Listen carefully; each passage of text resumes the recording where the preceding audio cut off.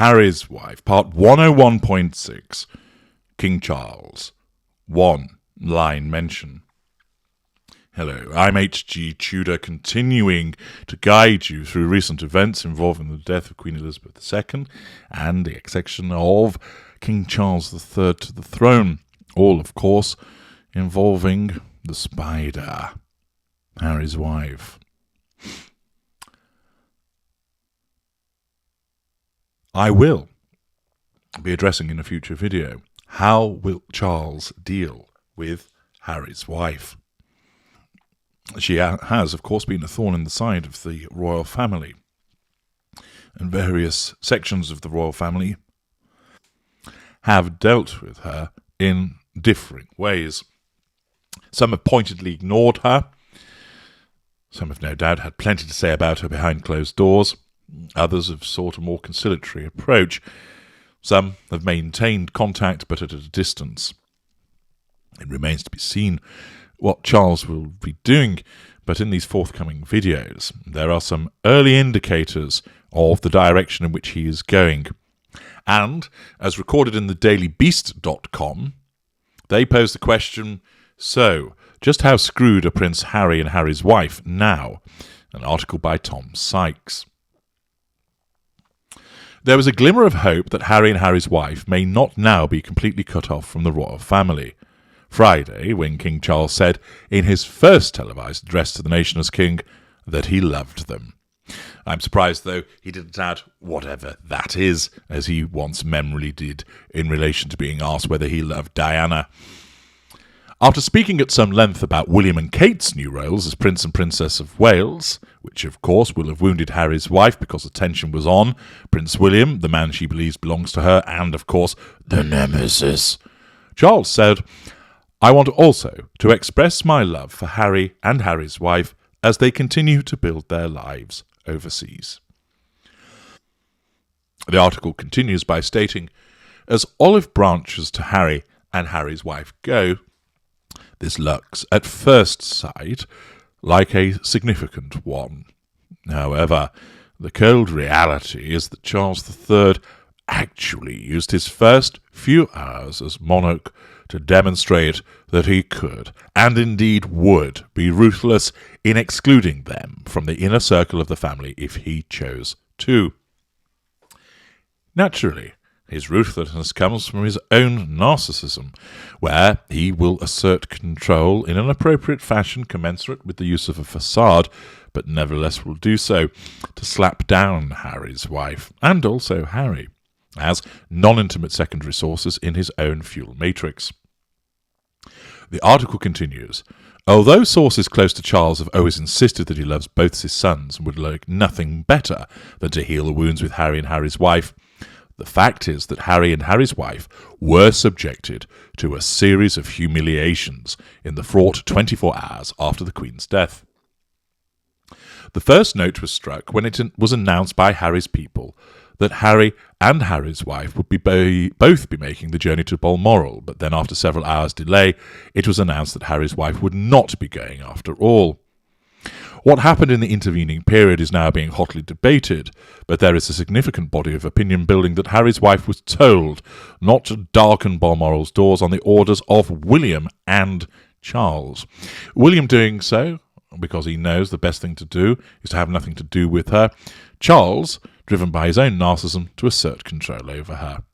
Indeed, the BBC's royal correspondent came perilously close to saying as much when he saying on air, she might not be terribly warmly welcomed, to be perfectly candid about it. The reasons why Harry's wife would not have been warmly welcomed are not hard to fathom. In addition to the now 2-year-old allegations of racism she made against the palace, Harry's wife recently issued a veiled threat to publicise more royal secrets, telling the Cut magazine that she could say anything and had not signed a confidentiality agreement with the palace. See parts passim for my analysis of that. Given that Queen Elizabeth was almost certainly severely incapacitated, at a minimum, while this unseemly debate was raging, it could be argued that the banning of Harry's wife from Balmoral, if that is what has happened, was Charles's first act as king. Given her threats to reveal secrets, the exclusion of Harry's wife from the family gathering at the Queen's deathbed is unsurprising, assertion of control, nullifying the threat to control that she poses. Hanging over everything is the imminent publication of Harry's memoir and what he might say and who he might trash in it. Ever since their bombshell Oprah interview and other interviews since, the royals have kept the couple at arm's length, concerned where any word said to them may end up being repeated. What is much more alarming for the couple's future prospects of retaining their position on the royal Christmas card list is the way that Harry was not included in the royal party of William, Edward, Sophie and Andrew that was whisked up to Scotland on Thursday afternoon on board a military jet.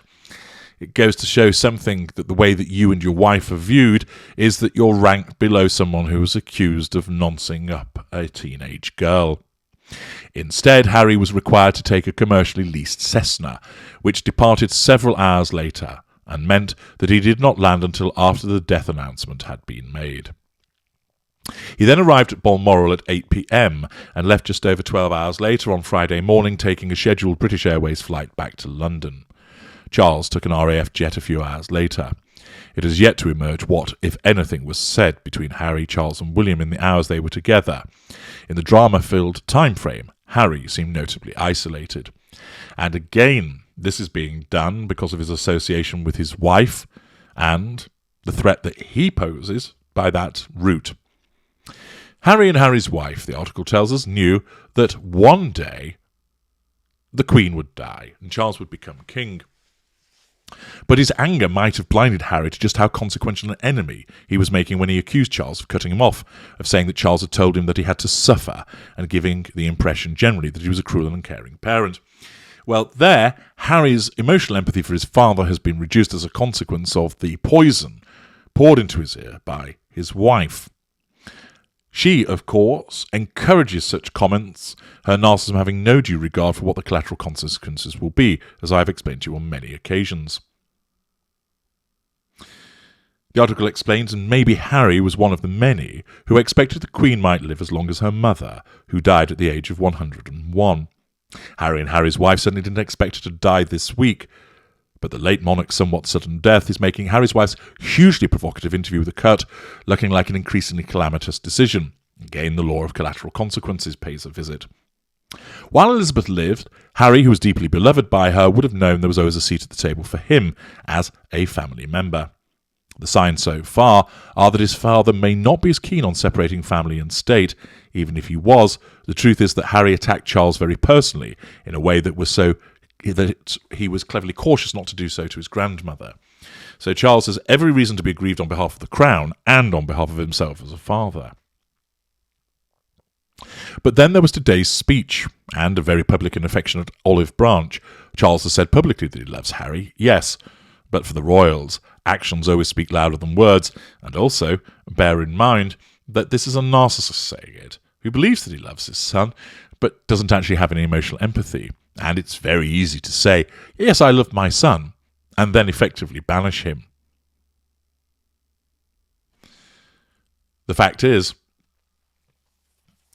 this one-line mention, after talking so much about the Prince and Princess of Wales, is hugely indicative. By referring to them as Harry and Harry's wife, that may well be foreshadowing the loss of their titles. The fact that they only merited a one-line mention, and it was wishing them well in effect with regard to their life overseas, underpins the fact that from Charles' perspective, at least at this juncture, they're on the outside.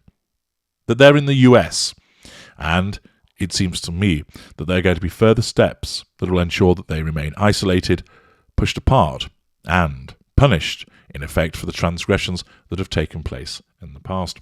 This, of course, is a collateral consequence of dim-witted Harry's behaviour, egged on by his duplicitous wife, and is to be expected. The fact that there was only a one-line mention would have provided Harry's wife with some fuel. She was, after all, spoken about. But what was of greater concern to her narcissism was the plaudits and discussion about the Waleses, the Prince and Princess of Wales, which will have wounded Harry's wife, and also the fact that they were just referred to by their civvy names.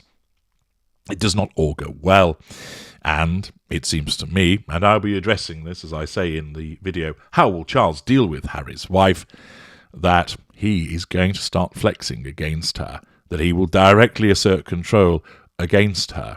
She, of course, will roll out the pity plays in response. But whereas the Queen adopted a different approach for different reasons, primarily, of course, governed by her emotional empathy as a normal, Charles will not. His narcissism will guide his actions, and this is where a narcissist sits on the throne against a cowardly mid-range narcissist from over the sea. It'll be interesting to watch, and of course, your glorious narrator will be guiding you through it all. I'm H.G. Tudor. Thank you for listening.